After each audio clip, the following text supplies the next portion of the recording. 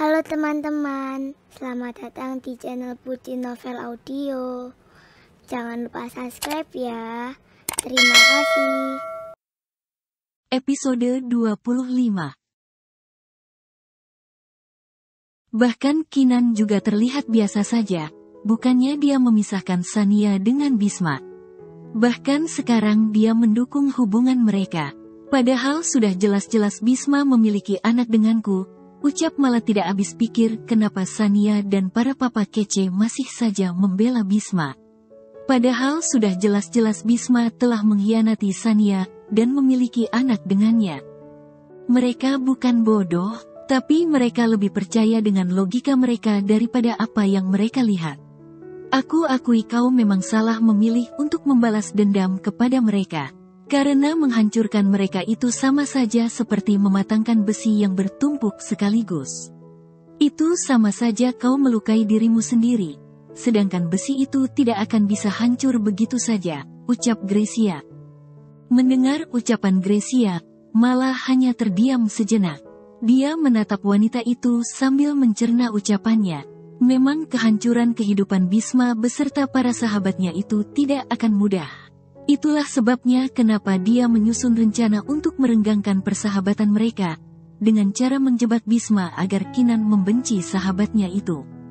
Memang awalnya rencananya berjalan dengan lancar, Kinan memisahkan Sania dengan Bisma selama 5 tahun. Bahkan dia juga dengan jelas menantang hubungan Bisma dan juga Sania. Namun, kenapa di saat semuanya telah terungkap, dia malah kembali mendukung hubungan mereka? Bahkan kini mereka semua bersatu untuk melawannya. Lalu kenapa kau ingin membalas dendam kepada mereka? Tanya malah menatap bingung Gracia. Karena aku kira aku bisa menjatuhkan mereka dengan kehadiranmu. Sama sepertimu, aku juga mengira jika persahabatan mereka akan hancur setelah mengetahui jika Bisma telah memiliki putra darimu. Karena aku tahu, mereka semua sangat menyayangi Sania. Jika Sania kecewa, mereka semua juga akan kecewa. Tapi ternyata aku salah. Atau mereka yang lebih pintar dari kita ya? Tanya Gracia berpikir. Gadis itu memang sangat licik dari yang kita bayangkan. Aku tidak tahu harus melakukan apa lagi. Ucap malah membuang napasnya kasar. Rizky, sini sayang duduk dengan Bibi. Ucap Gracia mengalihkan pembicaraan. Ngapain kau menyuruhnya duduk di sini? Melihat wajahnya membuat emosiku semakin memuncak, ucap malah kesal.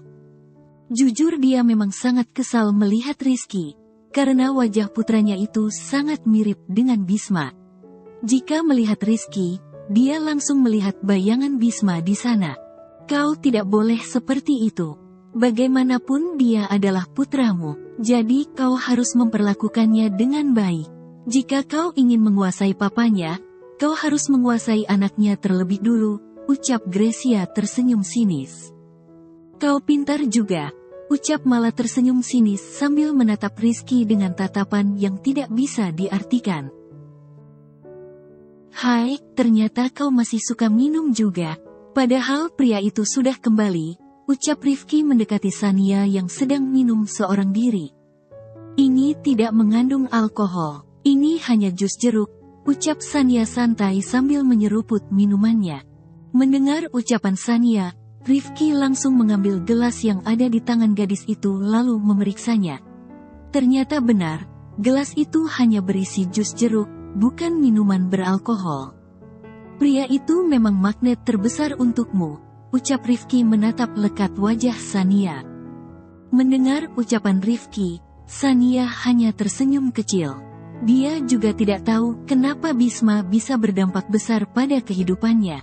Apa benar dia sudah sangat mencintai pria itu, sehingga dia tidak bisa hidup tanpanya? Aku memang sangat mencintainya. Setiap kali ada di dekatnya aku merasa sangat berharga. Tapi jika dia pergi dariku, maka disitulah hidupku terasa hampa, ucap Sania sambil membayangkan senyuman manis pria yang telah mengisi hatinya itu. Aku juga begitu. Aku sangat nyaman saat berada di dekatmu. Tapi sayang, kau tidak pernah menganggap kehadiranku, ucap Rifki menatap Sania dengan mata berkaca-kaca. Jujur, Dia sangat mencintai gadis itu. Dia sangat menyukai apapun yang ada pada dirinya. Bahkan saat melihat Sania terpuruk karena kepergian Bisma, harinya juga sangat hancur. Namun, dia sadar jika cintanya tidak akan pernah terbalas, karena di hari Sania hanya ada Bisma. Bahkan tidak ada setitik pun tersisa tempat untuknya tinggal di sana. Tapi melihatmu bahagia, aku juga merasa bahagia. Aku harap Kak Bisma tidak akan pernah membuatmu menangis lagi. Karena jika sampai itu terjadi, maka aku yang akan membalas setiap tetes air mata yang keluar dari mata indahmu itu, ucap Rifki menatap Sania dengan penuh cinta. Terima kasih untuk cinta yang kau berikan kepadaku. Terima kasih atas semua pengorbanan yang kau berikan kepadaku. Bahkan aku tidak tahu bagaimana cara membalas semua bantuanmu kepadaku, ucap Sania menggenggam tangan Rifki sambil menatap wajah tampan pemuda itu. Tidak perlu, kau tidak perlu membalasnya. Karena melihatmu terus tersenyum saja aku merasa sangat bahagia. Aku akan selalu berdoa agar hubunganmu dan Kak Bisma bisa kekal untuk selamanya. Aku berharap suatu saat aku juga bisa mendapatkan gadis yang mencintaiku, ucap Rifki mengacak-acak rambut Sania sambil tersenyum penuh kehangatan. Untuk semua kesalahan kakakku aku minta maaf. Aku minta maaf, karena aku tidak bisa menasehatinya. Dia sebenarnya wanita yang baik, tapi karena dendamnya, hati nuraninya menjadi tertutup, ucap Rifki menunduk sedih. Aku sudah memaafkannya. Aku berharap semua kakakmu bisa sadar jika apa yang dia lakukan saat ini adalah salah. Amin. Seperti biasa, di malam hari Mala akan pergi keluar dan meninggalkan Rizky seorang diri di rumah. Dia akan pulang larut malam, bahkan kadang tidak pulang sama sekali. Bahkan dia tidak pernah peduli bagaimana keadaan Rizky saat dia tinggalkan. Dia pergi bersenang-senang ke klub malam untuk bersenang-senang dengan teman-temannya. Mala memang terlahir dari keluarga terhormat. Akan tetapi, karena sifatnya yang suka kebebasan membuatnya dijauhi oleh keluarganya. Bukannya mereka tidak mau mendidik putrinya itu. Namun, Mala sendiri yang keras kepala dan sering mencoreng nama baik keluarganya. Bahkan dia juga sering menggunakan kecantikannya untuk menjerat para pria mata keranjang dan meloroti uang mereka. Bahkan tidak jarang dia membawa pria hidung belang ke apartemennya. Dia juga tidak peduli dengan keberadaan Rizky di sana. Sehingga bocah itu sering melihat mamanya itu bercumbu dengan pria lain di depan matanya sendiri. Kepalaku sedikit pusing. Gumam Mala memegang kepalanya yang terasa pusing sambil memasuki apartemennya.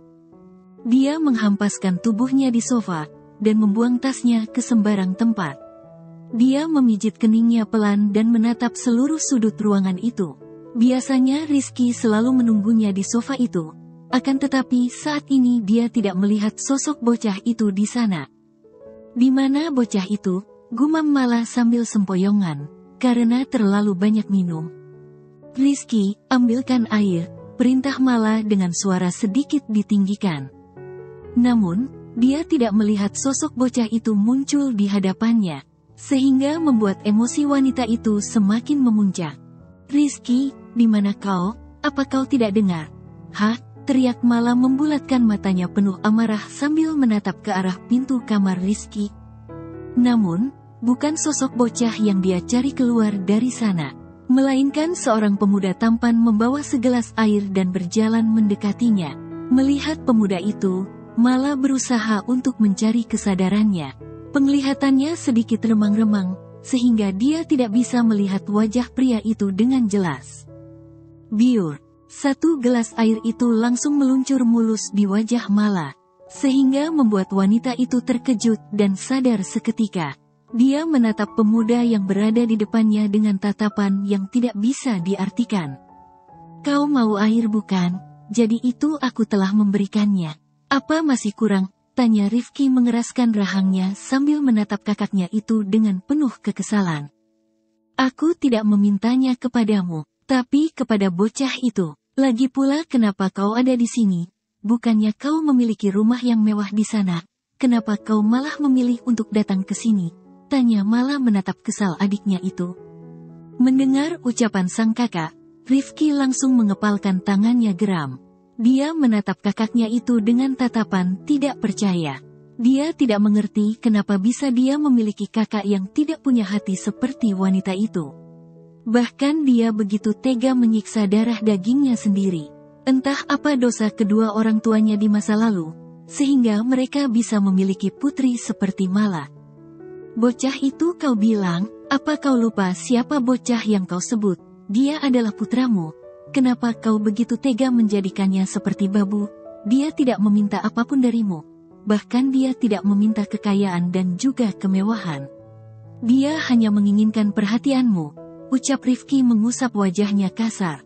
Dia tidak tahu harus berkata apalagi untuk membuka hati nurani kakaknya itu. Jika kau datang untuk menceramahiku, maka lebih baik kau pulang saja. Aku lelah. Aku mau istirahat, ucap Mala melangkahkan kakinya hendak meninggalkan adiknya itu. Apa kau masih ingin menggunakannya untuk membalas kematian Kak Mila? Tanya Rifki menatap tajam Mala. Kau sudah tahu alasan kenapa dia hadir ke dunia ini. Jadi kau tidak perlu menanyakannya lagi. Apa kau ingin menggali kuburanmu sendiri? Atau kau tidak punya otak untuk berpikir? Aku sudah katakan jika mereka tidak membunuh Kak Mila, ucap Rifki tidak habis pikir dengan cara kakaknya itu. Padahal dia sudah tahu jelas bagaimana kejahatan kakak sepupunya itu dulu. Namun, dia tetap menyalahkan Bisma dan para sahabatnya atas kematian Mila. Mereka memang tidak membunuhnya, tetapi mereka yang menyebabkan kematiannya. Mendengar ucapan kakaknya itu, Rifki hanya membuang napasnya kasar. Dia tidak tahu harus berbicara apalagi kepada saudara perempuannya itu, agar kakaknya itu bisa berpikir jernih, dan bisa mencerna dengan baik setiap ucapannya. Memang Mala dan Mila saling menyayangi satu sama lain. Mereka tumbuh besar bersama-sama. Mila adalah putri dari saudari perempuan Papa Mala. Namun, berbeda dengan Mala tumbuh dengan dipenuhi dengan kemewahan dan juga kasih sayang. Mila malah kehilangan kedua orang tuanya sejak kecil, sehingga membuat kedua orang tua Mala yang akhirnya membesarkannya, sehingga membuat Mila kekurangan kasih sayang dan membuatnya terlalu berlebihan saat menginginkan sesuatu. Saat kematian Mila, Mala berasa di luar kota untuk melanjutkan pendidikannya. Namun, saat dia pulang, dia kejutkan kabar tentang kematian kakak sepupunya itu. Karena merasa janggal dengan penyebab kematian Mila, Mala akhirnya menyelidiki penyebab kematian kakak sepupunya itu. Sehingga akhirnya dia mengetahui jika kakaknya itu dijebloskan oleh Bisma dan para sahabatnya ke dalam penjara. Sehingga membuat gadis itu depresi dan memilih untuk mengakhiri hidupnya. Mereka tidak ada hubungannya dengan kematian Kak Mila. Mereka hanya memberikan hukuman atas kejahatan yang telah dilakukan Kak Mila kepada sahabat mereka. Sama seperti dirimu yang tidak terima dengan kematian Kak Mila. Mereka juga sama. Mereka semua juga terpukul atas kematian Tika. Hanya bedanya mereka lebih mendengarkan kata hati mereka dengan mengirim Kak Mila ke penjara. Bukan seperti dirimu yang malah menyakiti darah daging sendiri karena dendam tidak jelasmu itu. Apa kau lupa, jika mereka selalu meneror Kak Mila, sehingga Kak Mila menjadi depresi. Bahkan yang menerotnya adalah gadis itu dan para sahabatnya. Jadi jangan salahkan aku, jika aku juga melakukan hal yang sama seperti mereka, ucap Mala tetap pada pendiriannya. Bicara dengan orang sepertimu memang tidak ada gunanya, karena kau hanya merasa jika dirimu yang paling benar, tanpa mau menyelidiki semuanya secara detail, ucap Rifki menatap kesal kakaknya itu. Terserah jika kau ingin terus melanjutkan balas dendammu itu, tapi asal kau tahu, mereka semua orang baik. Mereka tidak akan melakukan sesuatu tanpa ada alasan.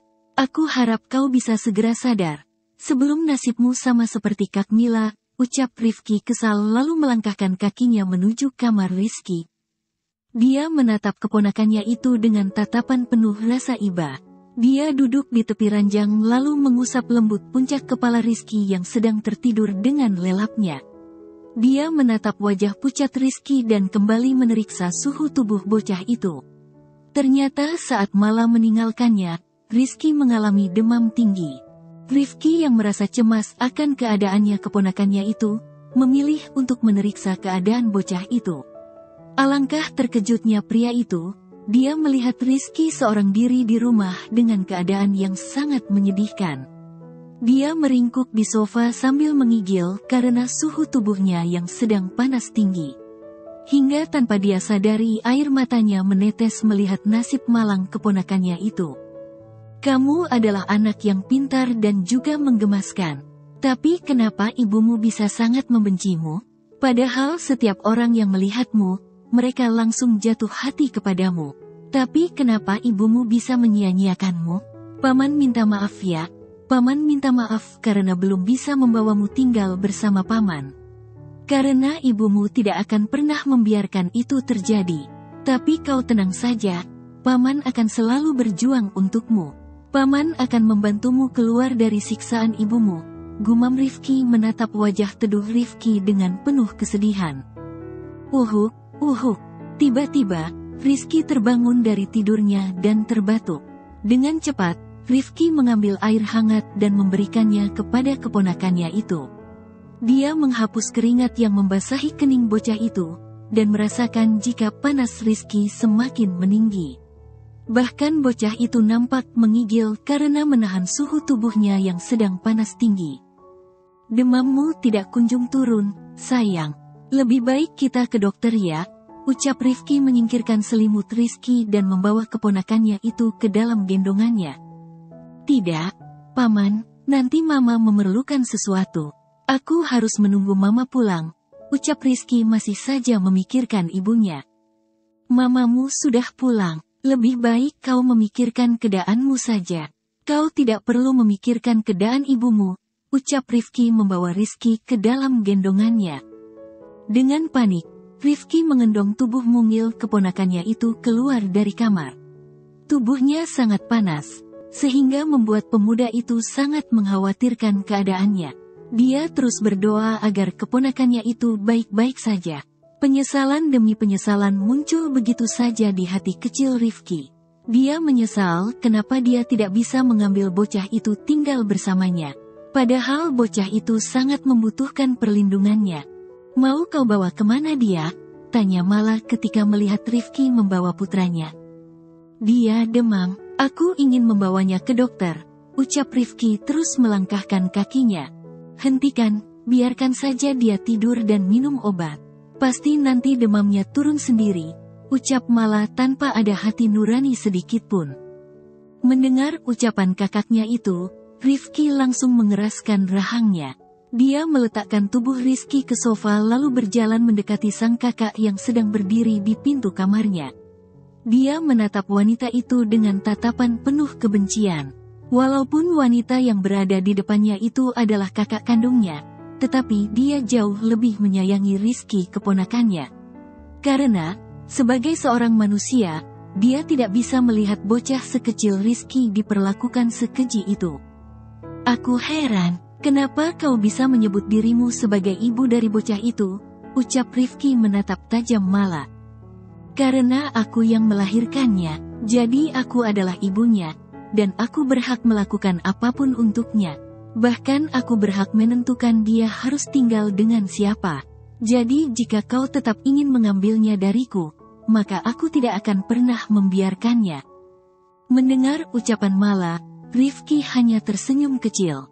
Dia menatap penampilan kakaknya itu dari ujung kaki sampai ke ujung rambut. Asal kau tahu, seekor anjing juga melahirkan anaknya. Bahkan dia lebih mulia darimu. Karena dia dengan tulus melahirkan dan juga menyusui anaknya. Sedangkan kau, ucap Rifki tersenyum sinis. Kau dengan tega menyiksa putra kandungmu sendiri. Jadi kau tidak pantas disebut seorang ibu. Bahkan kau tidak pantas disejajarkan dengan anjing betina sekalipun, ucap Rifki meludah ke sembarang tempat lalu melangkahkan kakinya meninggalkan wanita itu. Dia kembali mengendong Rizky dan membawanya keluar dari apartemen itu. Sedangkan Mala hanya diam mematung menatap punggung adiknya itu. Dia tidak menyangka jika adiknya itu bisa berkata sekasar itu kepadanya. Yuki duduk terdiam di taman belakang. Dia menatap suasana pagi di kediaman suaminya yang begitu sejuk. Burung-burung berkicauan, dan juga kupu-kupu yang berterbangan membuat senyuman indah di wajah cantik gadis itu melingkar dengan sempurna. Namun, tiba-tiba dia merasa sebuah tangan kekar memeluknya dari belakang. Tentu saja wanita itu langsung dapat menebak siapa pemilik tangan kekar itu. "Kakak sudah bangun?" tanya Yuki mengenggam tangan kekar itu. "Mana bisa aku terus tertidur jika bantal gulingku saja sudah ada di sini," ucap Aldan tersenyum, lalu membaringkan tubuhnya di atas kursi dengan posisi kepalanya yang berada di pangkuan Yuki. Mendengar ucapan suaminya itu, Yuki hanya tersenyum kecil. Dia mengusap lembut puncak kepada suaminya itu. Aldan terus menatap wajah cantik istrinya itu dengan penuh keteduhan.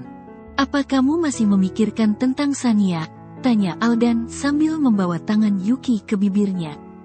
"Seperti yang kakak tahu, hubunganku dan Sania bukan hanya sekedar sahabat. Tapi kami sudah seperti saudara. Bukan hanya itu, kami memiliki ikatan yang sangat kuat.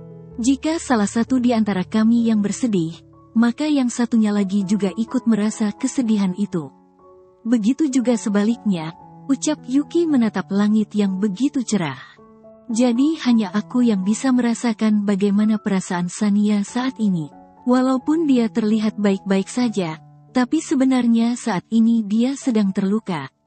Dia memang bisa membohongi semua orang dengan senyumannya, tapi tidak denganku," ucap Yuki tidak sengaja menitikkan air matanya mengingat bagaimana perjuangan sahabatnya itu saat ini.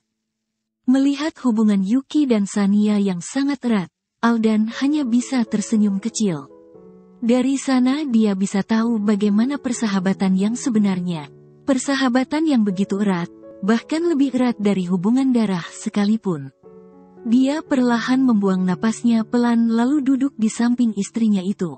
Dia meletakkan kepala istrinya ke bahu kekarnya sambil mengusap rambut panjang istrinya itu dengan lembut. "Sejak mengenal keluargamu, aku jadi tahu apa makna pertemanan yang sebenarnya. Tapi, setelah melihat persahabatanmu dengan Sania, aku menjadi sadar. Aku jadi sadar jika persahabatan sejati itu memang ada. Sahabat yang selalu ada di samping sahabatnya, baik itu dalam keadaan suka maupun duka. Bahkan kalian memiliki ikatan batin yang sangat kuat, ikatan batin yang mengalahkan ikatan batin antara ibu dan anaknya," ucap Aldan tersenyum. "Sekarang kamu adalah istriku. Maka semua yang ada padamu adalah milikku juga. Baik itu keluarga maupun sahabat," ucap Aldan kembali. "Maksudmu?" tanya Yuki mengerutkan keningnya sambil menatap suaminya itu. "Jadi Sania sekarang adalah sahabatku juga. Mulai sekarang kita adalah tim Mak Comblang untuk menyatukan Sania dan juga Bisma. Kita akan memberantas siapa saja yang berani menghalangi jalan kita, termasuk ibunya Rizky," ucap Aldan tersenyum. "Apa, jadi kakak mau membantuku?" tanya Yuki tersenyum penuh kebahagiaan. "Tentu saja, tapi tidak ada yang gratis di dunia ini," ucap Aldan tersenyum nakal. "Maksud kakak apa? Aku harus membayar kakak gitu, tapi kakak kan suamiku. Bahkan aku juga meminta uang dari kakak. Masa iya uang pemberian kakak aku berikan lagi untuk membayar kakak?" ucap Yuki dengan polosnya. Mendengar ucapan polos istrinya itu, Aldan hanya tersenyum kecil. Dia tidak menyangka jika istrinya itu sangatlah polos. "Aku tidak butuh uang sayang, tapi nikmat dari bibirmu," bisik Aldan sehingga membuat wajah Yuki langsung memerah. "Kakak," pekik Yuki mencubit perut suaminya itu. "Karena kita sudah deal, jadi sekarang kau harus membayar panjarnya terlebih dulu," ucap Aldan tersenyum puas lalu membawa istrinya itu ke dalam gendongannya. Mungkin mereka akan senam pagi lagi sampai siang hari nanti. Tapi beda dengan senam yang lainnya, senam mereka adalah senam pinggul yang membawa kenikmatan dan juga bibit unggul. Sania duduk terdiam di dalam kamarnya. Entah mengapa dia merasa cemas sejak tadi malam.